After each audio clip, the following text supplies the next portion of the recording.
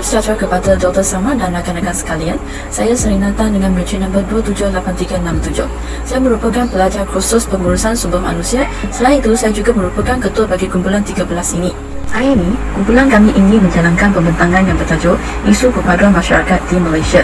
Sebelum memulakan pembentangan ini, ahli-ahli kumpulan saya ingin memperkenalkan diri mereka terlebih dahulu. Dipersilakan. Nama saya Lehlis Anulakiwan dan nombor matrik saya 281362. Saya dari KUSUS, National of Science, Information Technology.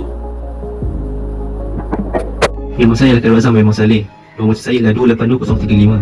Saya mengambil kos Saya Muda Pentadbiran Perniagaan, Logistik dan Pengangkutan. Nama saya Nur Emilia Natasha binti Syahrudin, nombor matrik 283070, kos Kewangan dan Perbankan Islam.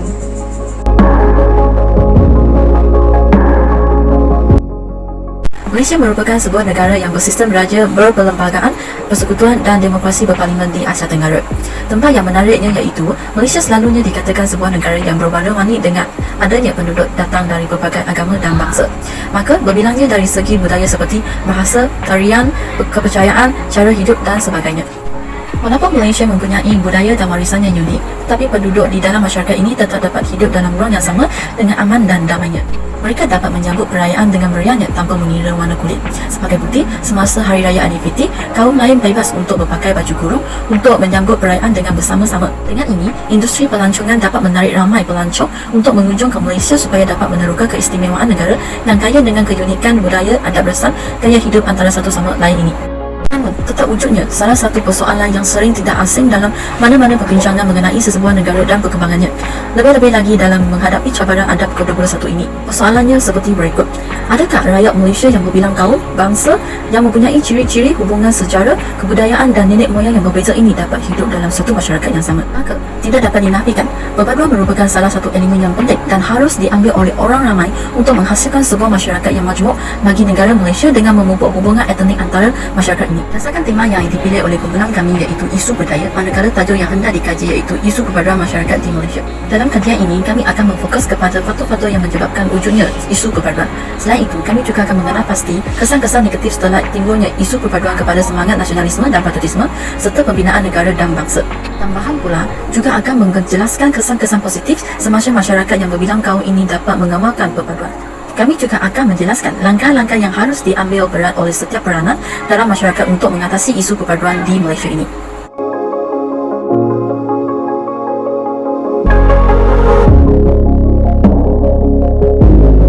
Antara faktor yang menyebabkan berlakunya isu perpaduan di Malaysia adalah kerana kurangnya sikap patriotisme. Patriotisme adalah satu sikap yang perlu dititiurkan oleh rakyat setiap negara kerana ia melambangkan jati diri seseorang individu dan cintanya akan tanah air. Tingkah laku seseorang ini memperlihatkan mentalitinya terhadap bangsa dan negara. Akan tetapi, generasi era modernistik ini disajikan dengan pelbagai keseronokan dan kemewahan yang menyebabkan mereka lalai tanpa mereka sedar apa yang mereka miliki kini adalah usaha pejuang dahulu untuk mencapai kemerdekaan. Masyarakat kini hanya mementingkan urusan mereka sahaja tanpa mempedulikan hal-hal lain. Yang kedua adalah sistem pemerintahan yang mengamalkan dasar pecah dan perintah. Campur tangan dalam mentadbir tanah Melayu pada tahun 1824 dari pihak British telah menjadi salah satu cabaran yang besar dalam mewujudkan perpaduan antara kaum. Ini kerana pihak Inggeris dalam menerapkan konflik antara kaum bagi menjaga kepentingan mereka. Inggeris sengaja meletakkan status dan peranan setiap kaum untuk memisahkan kaum supaya kurang berinteraksi. Dasar yang diperkenalkan oleh pihak Inggeris dalam memberi impak kepada perpaduan kaum kerana sikap prejudis yang telah lahir antara setiap kaum. Ketiga adalah perbezaan kepercayaan atau agama. Sebagaimana kita dapat lihat, Malaysia kaya dengan kepelbagaian kaum dan etnik di mana setiap mereka menganuti kepercayaan yang berlainan. Dan mana-mana negara turut tiada halangan untuk mereka menganuti apa sahaja agama. Tetapi secara umumnya, perbezaan kepercayaan atau agama ini boleh mencetuskan konflik di mana boleh berlakunya kecelaruan dan tiada kefahaman antara agama masing-masing. Oleh itu, masyarakat perlu ada sifat menghormati bagi setiap kaum dan memahami agama lain untuk membentuk perpaduan yang kuat. Yang keempat adalah penggunaan akhbar membeza. Akhbar telah diterbitkan dengan pelbagai jenis dan bahasa dan setiap jenis memberi gambaran kelompok tertentu sahaja yang menjadi jurang antara kaum. Ini boleh menyadarkan lagi keadaan di mana penilaian terhadap kaum akan menjadi berat sebelah apabila etnik tersebut hanya memandang sebelah pihak sahaja. Seterusnya adalah perbezaan budaya dan adat. Budaya adalah faktor yang penting dalam membentuk satu negara yang mempunyai peradaban yang tinggi. tidak dapat dinafikan perbezaan budaya dan adat telah memberi satu keunikan di Malaysia, di samping dapat mempersembahkan Malaysia sebagai masyarakat yang majmuk. Akan tetapi, perbezaan ini turut memberikan risiko sekiranya kurang fahaman sensitiviti kaum. Dan sebagai negara yang multi etnik, isu-isu negatif mudah tercetus disebabkan perbezaan fahaman budaya. Akhir sekali ialah pengasingan sistem pendidikan. Dari pendidikan lahirlah individu yang cerdik pandai serta intelektual yang boleh memberi masa depan yang cerah untuk memajukan diri dan masyarakat. Namun, sistem pendidikan yang diperkenalkan oleh British telah mewujudkan jurang antara kaum di Malaysia. British telah memisahkan dan mengasingkan sistem pendidikan setiap kaum dan turut mempunyai tahap-tahap tertentu sahaja untuk setiap kaum. British membuat dasar ini untuk mengelakkan lahirnya semangat perpaduan yang boleh menggugatkan kedudukan mereka di tanah Melayu. Sistem pendidikan ini masih diamalkan sehingga sekarang.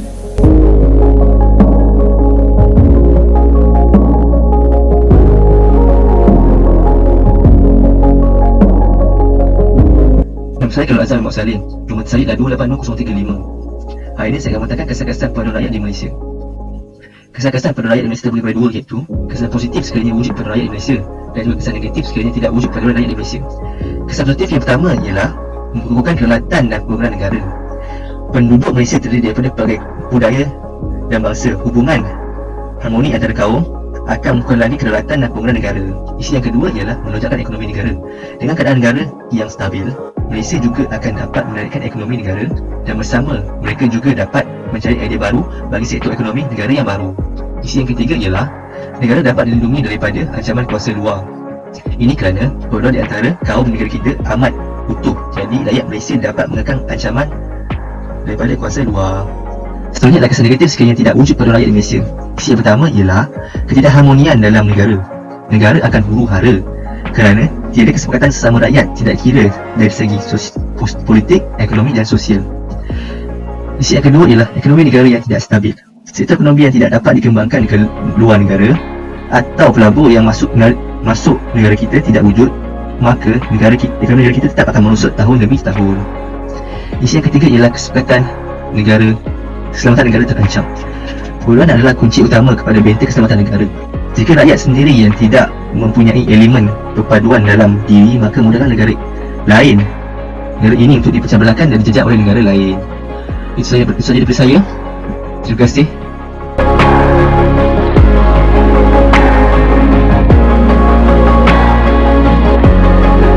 Nama saya Chris dan sekarang saya akan membentangkan cara-cara untuk menyelesaikan isu perpaduan Malaysia. Pertama sekali ialah dengan perubahan pada sistem pendidikan negara. Kerajaan boleh melancarkan aktiviti dan program yang melibatkan pelajar dan guru-guru dari sekolah kebangsaan dan sekolah-sekolah vernacular. Dengan itu, jurang antara sekolah vernacular dengan sekolah kebangsaan akan berkurang. Seterusnya ialah silibus pelajar. Kerajaan boleh menjadikan silibus semua sekolah sama dan menjadikan bahasa Mandarin dan bahasa Tamil mata pelajaran yang wajib. Selain dari sistem pendidikan, identiti nasional juga penting untuk meningkatkan perpaduan dalam Malaysia. Kita sebagai masyarakat perlu mengukuhkan kefahaman agama, budaya dan adat resam pelbagai etnik. Akhir sekali, kita juga perlu membentuk masyarakat berkepribadian tinggi, berintegriti dan berakhlak mulia. Dengan itu, saya serahkan kepada ahli kumpulan yang seterusnya.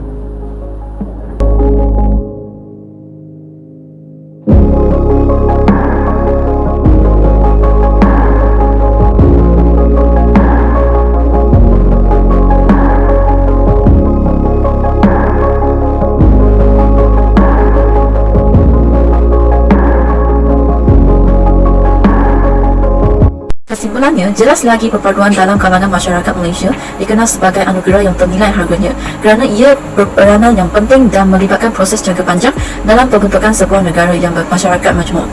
Tambahan pula, perkataan perpaduan telah memain peranan yang penting dan juga sebagai kunci utama penghasilan sebuah masyarakat yang bersatu hati di Malaysia.